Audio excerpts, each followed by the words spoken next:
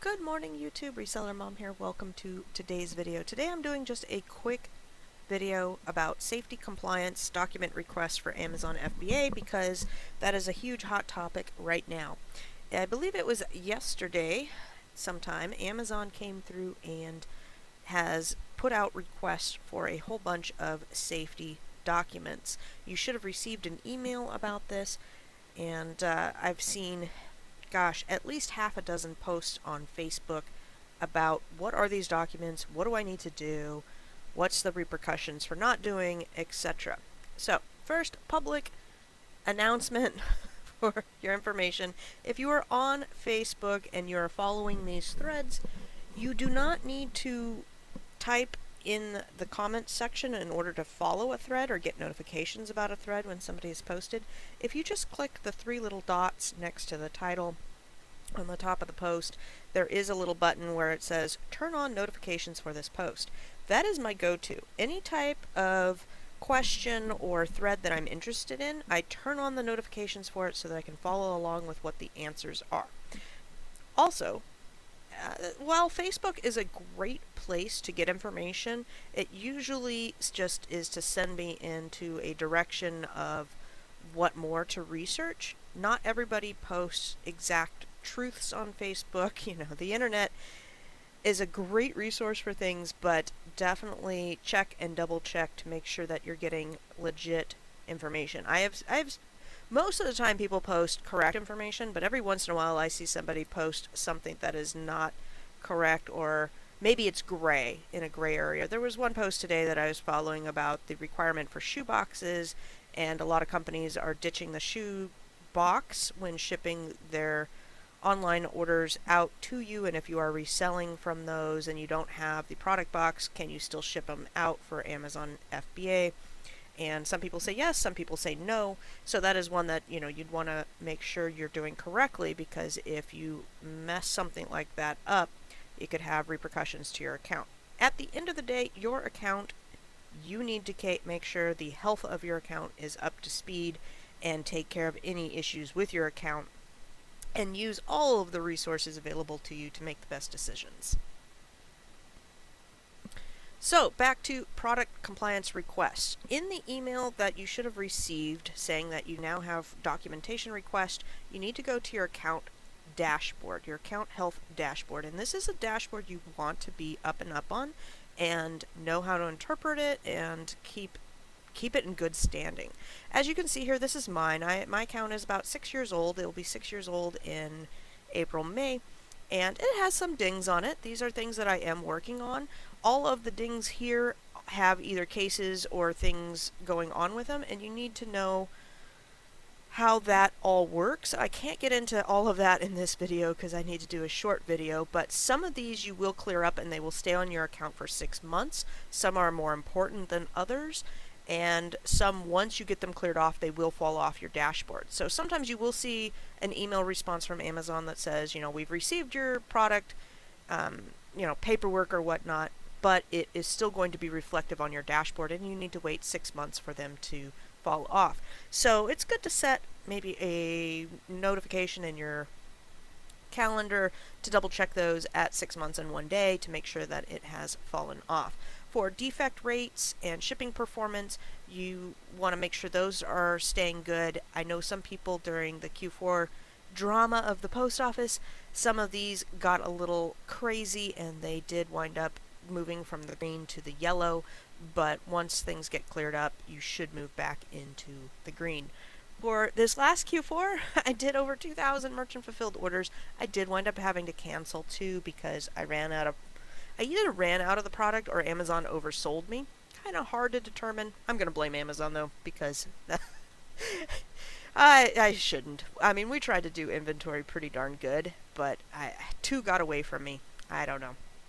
Anyhow, in the bottom right hand corner is product compliance request. You're going to click on documentation requests. This is what mine looks like. That's what I woke up to yesterday. It doesn't have a timestamp, but it was sometime yesterday that I got 13 requests pushed through, and they were all, if they weren't all toys, it was mostly toys that got hammered yesterday. And you'll see the due date here on the 12th. Now here's where a lot of you are going to freak out and say, oh my goodness, I've got all these product compliance requests. This is going to take me forever. It's a huge pain in the butt. What am I going to do? How do I do this? Etc. That's what I've seen on the post today. First of all, don't freak out. These are very minor requests. Amazon goes through very, I don't want to say frequently, but I've had about 3 of these large compliance requests happen just in the last 6 months that I've been hit with. And they're going through their products and making sure they have the safety documentation on record. And that's a good thing. We want to have our products have whatever safety compliance records on file. We want those to be on Amazon. That's a good thing for a selling platform. There's a couple of things that you can do. The first is, if you do not have this item in stock and you don't plan on selling it again, just copy the ASIN from this page, go to your inventory, close and delete the listing. That will take it off of the compliance request. There you go. That's what most of us are going to do. Honestly, I'm sold out of almost everything out of these 13 items, and it will take sometimes it can take 24 to 48 hours. So I will go through these today, delete any products I don't plan on selling again, or at least in the near future, and go ahead and delete them, and they will fall off of this compliance record. Be aware that everybody who is on the listing for that ASIN has received this document request.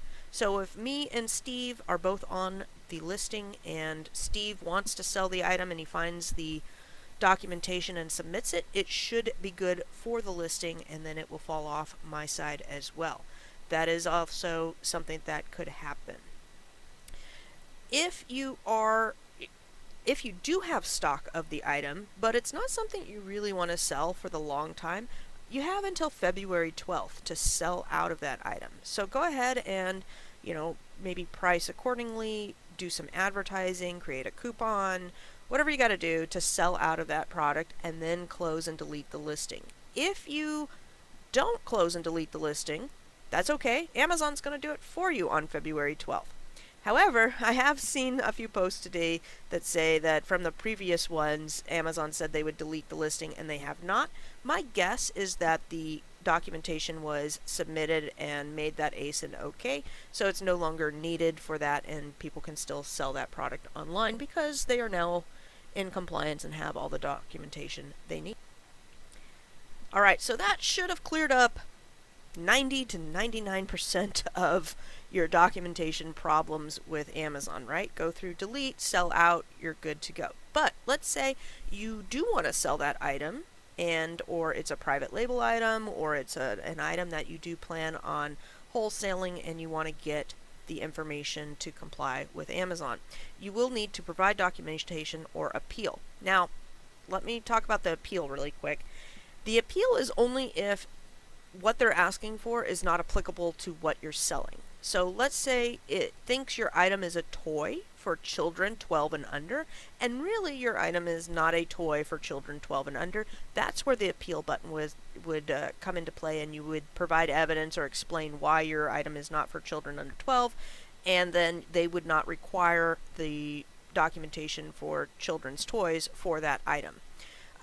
For the ones in the fall, it was pesticide type of documentation or hazardous material or something, and so same thing applied. A lot of the items that got flagged were scrubs, and some people were able to email Amazon and say, look, these are clothing and they don't have any pesticides or hazardous materials, and so that doesn't apply, and they were able to get it removed that way. I tried. It didn't go through for me, so I don't know if I didn't do it right or whatnot, but I just wound up recalling maybe a dozen scrubs and just selling them over on eBay and Mercari and leaving that headache. It wasn't worth the headache to try and find the safety documentation for it. Okay, so you want to provide documentation. One place you need to be having bookmarked is the CPSC.gov, Consumer Product Safety Commission. This is going to lead you down the path to places that can tell you what the Children's Product Certificate and compliance regulations are, what documentations need to happen, what testing needs to happen, and testing sites that you can have your toy tested at to get the documentation. So for instance, I have some wholesale toys that I do like, and I'm going to show you, it'll come into play in the last slide, but the compliance regulation, or the compliance paperwork that the wholesaler has sent me does not meet the regulation requirements that Amazon wants, so then I would need to send that toy off for testing. Now, I've heard it cost about $250, but that's just what I've heard, so this is not a light decision to have your product tested. This is something that you want to be selling lots of, and a core part of your business to go down this route.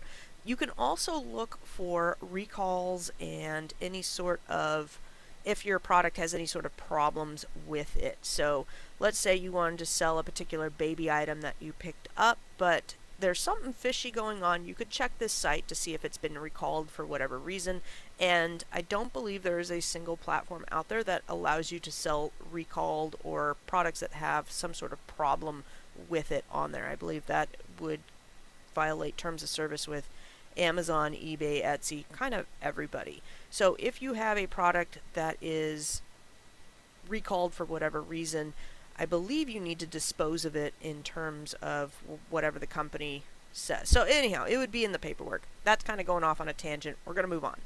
So let's say you're selling this Crayola light up tracing pad, and you want to do some research on it and find the compliance paperwork, and you don't know what the UPC code is. This is just a little tidbit to let you know. I copy and paste the ASIN into the Find Your Product, and the UPC code will be posted right there. I use this trick all the time, especially when I'm looking for bundles, or I want to sell something, or I want to go see if this product's sold. So it's more for research, but if you needed to find it for safety compliance looking up, you could do that to find the UPC number here. So let's say I wanted to sell this product though, and I'm looking on BrickSeek, or seeing if it's sold in my area or what the price is, and I know that it's $25 here, and I want to see what it's going for in my area, or if there's any sales or whatnot going on. And then I take this UPC code and I can copy and paste it into any other, we'll say Walmart.com or Target or whatnot. So that's what I use this mostly for, but you can also use it if you're trying to track down compliance paperwork and you need the UPC code. So now that we have the UPC code, the next thing that you're going to want to do is get familiar and get comfortable doing searches on Google and learning how to do searches and etc. on Google. I can't stress that enough. A lot of people go straight to Facebook and ask, how do I do this? Okay, have you asked Google first? That's kind of the first tip. While I don't discourage you from posting on Facebook or commenting on videos or whatever, a lot of times you can figure it out by a simple Google search. So for this one, I did Crayola safety documents and put in the UPC code. It didn't really come up, but I did find how to obtain safety data sheets for Crayola items. So that led me to the company's website. So that'd be the next thing I would go to. When you're trying to track down this data sheet, you could either go to your manufacturer, your distributor, your wholesaler. That'd be the first way to go. But for anybody who's doing online arbitrage or retail arbitrage, that may not be the way to go. You may need to go to the company's website. Anyhow, you're going to as you do your research, you're going to figure out which way to go for what items. If it's a wholesale item for myself, I go straight to my wholesaler. They should have the documents there and be able to point you in the right direction or email them to you, etc. If it's an online arbitrage or a retail arbitrage type of purchase, I'm going to go to Google, I'm going to go to the company's website. Those are the two places I'm going to go to. So on Crayola, here you go. How can I obtain the safety data sheets for your products? And you click on this link, and then you are going to put in a basic search and see what comes up with. Sometimes I've had to email the company and said, hey, I have this product, can you email me the safety sheets for it? That has been successful in the past. Sometimes it is, sometimes it's not. So you can type in a partial product search or an exact product name here. And for this video, I couldn't get that one product that we first started off with here. What is it? Crayola light up ink pad. I couldn't get it to come up, and I'm in a time crunch here for this video, so I went with something else. I just picked the twistable crayons, and here they are. So it found 7 records. You're going to find your product down here, and obviously, you know, it's got some product codes associated with it. And you're going to click on the Crayola crayons, and boom, you have your safety data sheet. This was 9 pages long. You'll save the PDF, and then you go submit that for Amazon. So it takes a little bit of work and some hunting around, but you should be able to get it, and know that you may have to do an email, you may have to go to the website, you may have to do some digging. But once you have that data safety sheet, you can just save it and submit the paperwork to Amazon, and you should be good to go. If they kick it back for any reason, then you of course need to follow up with what that reason was. Was it out of date? Was it not the correct product? Was, you know, there'll be something wrong with it, and you should be able to see what is wrong with it. I don't remember off the top of my head, but I believe the safety data sheets need to be redone every 2 years, maybe every 3 years. So that could be why Amazon's going through their toy stuff this January, and maybe they do each category by each month, and this just happens to be the toy month, and they're going through and seeing which documentations are getting ready to expire, and that's what they're trying to update for their records. That's my guess, just because I used to do that myself in the lab. We had to go through our MSDS sheets all the time, and ones that were on the verge of coming to an expiration date, reach out to the companies to get new data sheets on file. I wanted to show you what it looks like for a common wholesaler site. I have Rhode Island Novelty. I do purchase from them every once in a while. They're alright, but if you're looking for a wholesaler, they're one of the top for toys and junk. They have a whole bunch of pretty much junk from China is what I call it, but you know what I'm talking about. Party idea or party stuff, carnival stuff, costumes, things like that. On their website, they have it all listed. So you go to Consumer Service, you click on Product Safety, you get this page right here. You're going to need Adobe Reader, which you should have. I believe it's free. Yeah, it's a free download. If you don't have it, you can get it. And then you click on View the Novelty CPC, which is what you're looking for. You're looking for Children's Product Certificates, which is what most of the requirements were for yesterday's document request, and there you go. They have it here, Children's Product Certificate, and you just save this as a PDF and submit it. So if you have wholesale items, you should be able to get them from your wholesaler. If not, you should be able to call them and figure out how to obtain those certificates. So on these, you can see that it's one page. It's for a flash sword. I don't even know what this is. I just typed in something to show you an example here. So I don't know what a flash sword is. Sounds cool. It's from China, and here is the results from where they tested it, the testing agency, the address that it was tested at, and this may or may not be compliant to Amazon. So I would take this documentation, submit it into Amazon, and they would either tell me that this is good or not good. I haven't in the past been kicked back, this type of product certificate kicked back from Amazon, and they said it was not sufficient for their records. So, you know, it is what it is, and if it gets kicked back, my options are then to either get it tested myself in a testing agency that they approve of, or shut down the listing and close things out. That's kind of my two options there. There's pretty much no way to sell unsafe children's toys on Amazon without proper documentation for the long run, and I don't suggest doing so either. That is all I have for you guys. I hope that clears up some of the common misunderstandings about these safety compliance document requests. These are not IP documents. They are not safety violations. They are compliance document requests. So if you delete the listing, like I said, it should fall off. I had somebody that said the opposite on a Facebook post, that if you delete it, then you won't be able to go and submit documents for it, and I believe they were talking about a different one. Just a second.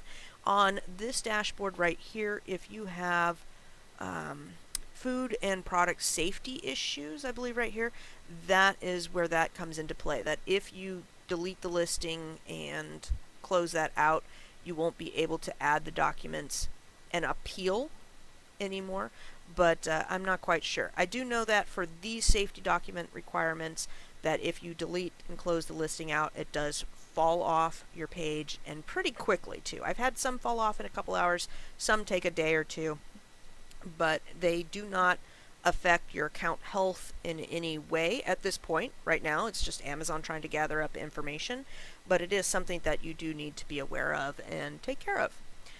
Hope you guys enjoyed. If you guys like these videos, go ahead and leave me a thumbs up down below. If you have any other questions or remarks, or you want to chime in with something that I have forgotten, please leave that down in the comments, and have a wonderful day.